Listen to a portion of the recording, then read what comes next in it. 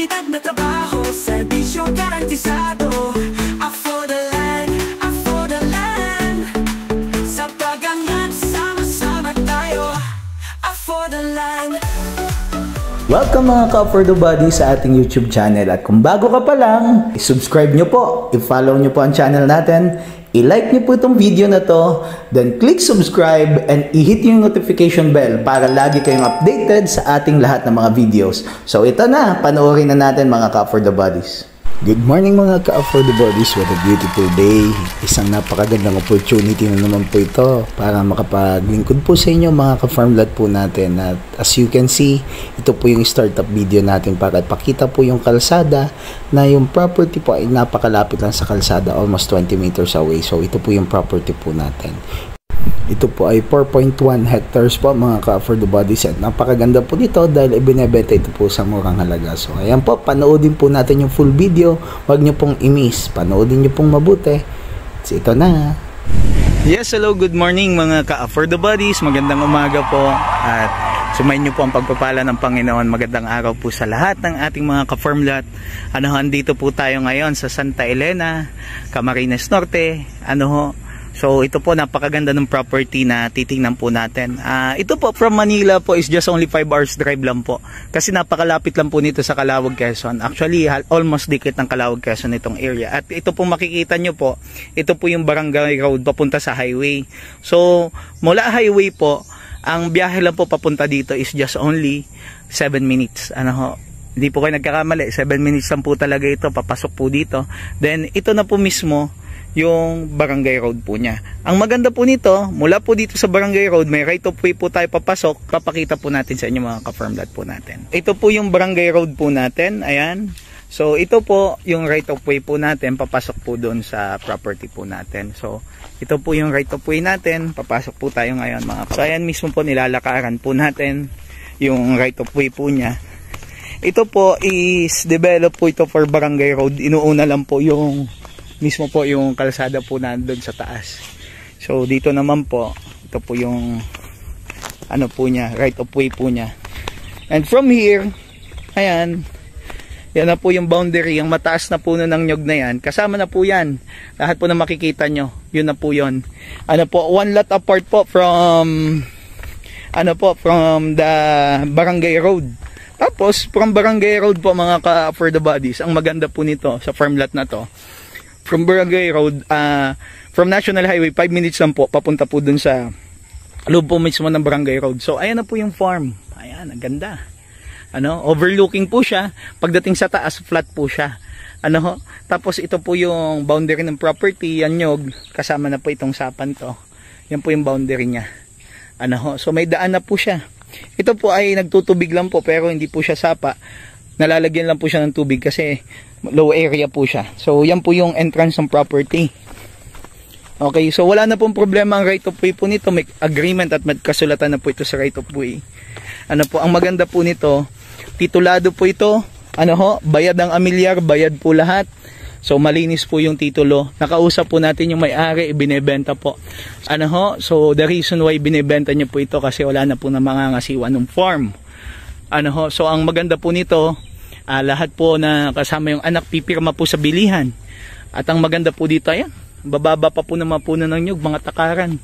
So ayan, may mga bagong tanim. Yan. Lahat po na makita nyo nakatusok na yan, mga ka-Afford the Bodies, mga bagong tanim po yan. So ayan, ayan po, makikita nyo po, ayun yung kalsada. Yan lang mismo mga ka-Afford the Bodies. Tapos ito yung dinaanan natin kanina. So andito po tayo mismo sa loob ng property. Yan, ang linis po ng property na to. Isa sa magandang karakteristik po nito, mga farm lot po natin, malinis. Yan, may mga hardwood po, may mga madre cacao na pwedeng gamitin pambakod, may mga batang nyog. Ayan po. Okay. Tapos po, ayan, mga takaran pa po yung mga nyog. So ayan, madami po itong puno ng nyog. Okay, ito po ay nasa 300 na puno ng nyog mga ka-Afford the Bodies po. Yun po yung maganda po dito. Ayan. So ito po, wala po itong tenant. Meron lang po yung inuupahan para magbaba po ng niyog palagi. So yan, papakita po natin. Ang ganda nito, overlooking, tapos flatland yung ibabaw. Yan.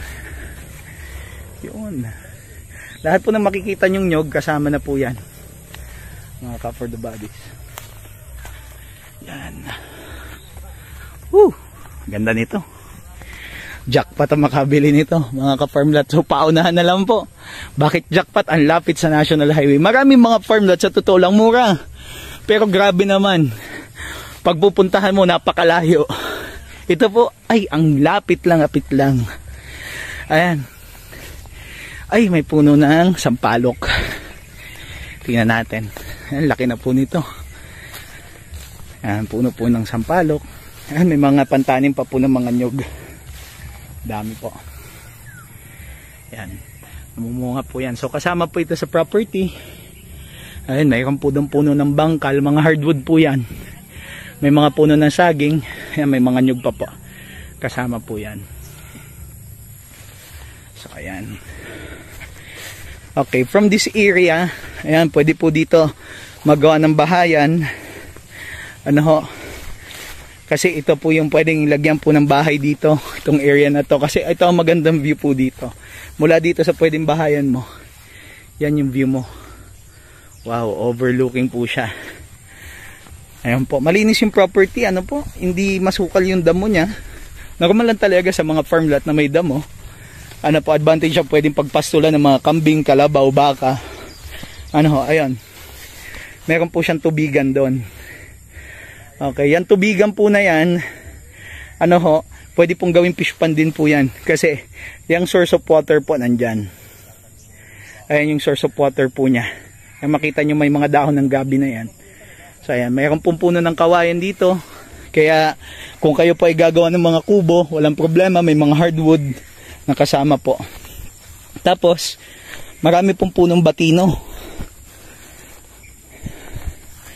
Ayan. Yan, may mga puno po ng batino nandun po. So yan, mga hardwood din po yan, ginagawa po yung pamoste sa mga bahay. Ayan po yung kawayan po dito. Ayan, dami pong kawayan yan. So ayan mga ka for the bodies, nako, jackpot to. Ang ganda ng farmlot na to mga ka for the bodies. So ito po, once in a blue moon lang ako makakita ng ganito kalapit, productive farmlot, accessible, ang higit sa lahat kasi accessibility. Sa totoo lang po mga ka-farmlot po natin, maraming binibentang mura. Pero bago ka makarating, ang layo. Kaya ako po, isa po sa pamantayan natin, when we are procuring for a land, tinitingnan po natin yung accessibility. Ano ho? Ito ang maganda po nito, napakamura din po nito mga ka-farmlot po natin. Yan, so paunahan na lang po tayo sa property po na to. Ano ho? So ayan, ang ganda po nito. 4 hectares farmlot po ito, 4.1 to be exactly.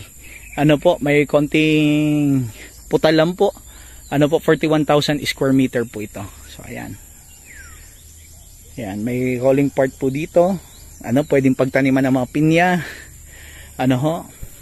Maganda dito, pwede din po dito yung citronella. Ano ho, maganda po ito.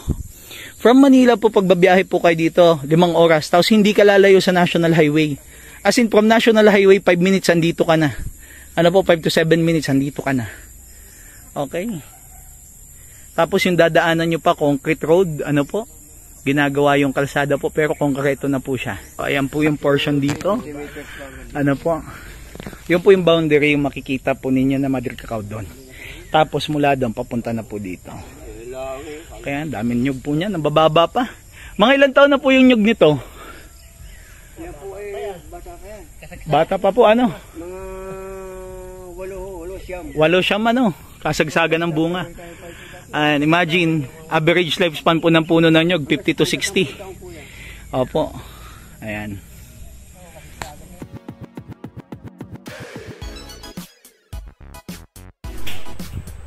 So ayan po mga ka-over the bodies, ayan po, nandito po tayo ngayon sa property po. Ito po yung mismong ano po yung water reservoir, yung tubigan po ng property. Ano po, so nandito po tayo nakaharap, so papunta po tayo ngayon dun sa likod ng property. Ito po yung hangganan niya. sa likod. So yan pong area na yan na makikita po ninyo yan. Pagdating po sa plot plan po na yan, iba na po may-ari niyan. So yan po yung hangganan yan.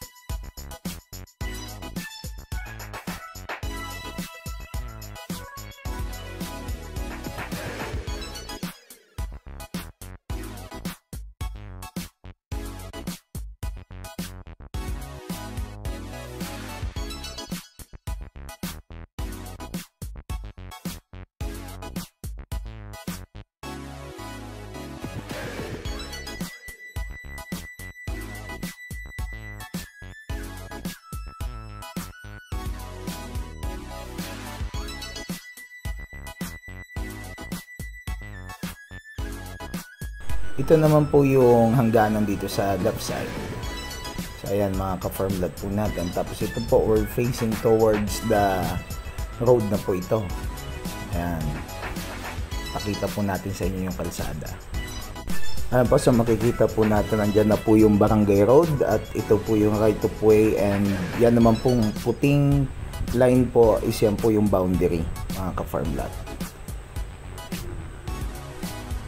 So ayan po yung kalsada po natin. Ayan, yung makikita nyo po nandyan sa taas na portion. Ano ho, 20 meters lang po yan mula dun sa property po mismo. Tapos meron na pong easement sa right of way po yan. So talagang yun na po yung daanan niya. Ano ho, ang kausap pa po mismo natin dito, nung pumunta po tayo, nakausap natin yung mismong may-ari po niyang dadaanan po, yung harap. Yan. Ito naman po yung papasok. Ito po yung mga nyugan niya po, mga ka-farm lot po natin, mga ka-for the bodies. Yan na po yung portion ng mga nyug niya. Kaya nandito po yung karamayan ng nyug sa right side po, mga ka-farm lot. Ayan. So ito po yung property natin yan. Nandito po yung mga nyugan niya po. Ito yung vast na cocoland niya po. So dito po mismo yung mga niyog niya, yan mga ka-farm lot po natin. Yan po yung karamihan ng mga niyog niya, mga ka-for the bodies. Then at the same time, ito po yung boundary dito sa right side. So ayan po mga ka-farm lot, nakita nyo po yung furniture po natin ngayon na property. Mga ka-for the bodies, nagpapasalamat po tayo sa lahat po ng mga sumusuporta po sa atin, sa lahat ng nagmamahal, sa mga subscriber po natin. At ayan mga ka-for the bodies, hanggang dito na lamang po muli ang video po natin. Ano ho, sa mga interested po dito sa property, andyan po yung number natin sa upper right hand corner. Message or call nyo lang po kami at kami po yung nagpapasalamat sa inyo. Ano ho, kung hindi po ako makasagot, mag-iwan lang po kayo ng message po, babalikan ko po kayo. Mga ka-farm lot po natin, maraming salamat po sa inyo at tanging sa Diyos lamang ang kapurihan. Ano po, see you po sa ating next videos.